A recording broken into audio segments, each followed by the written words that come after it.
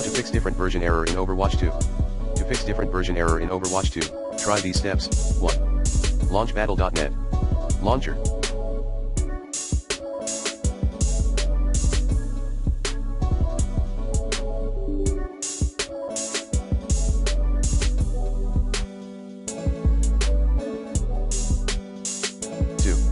Press the blue play button.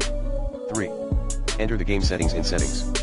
4. Now launch switch to beta in the beta subsection. 5.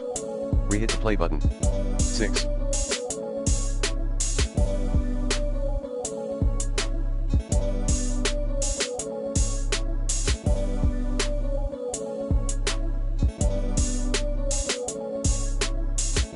Head to social tab. 7. Choose invite to group. Like this. Plan B, use how to chat feature, /invite plus ID. Plan C, check and use your friend list. Note, you need to select whisper and PME/she. 8. Remove that recently added friend temporarily. 9. Open chat box, re-add your desired IDs later.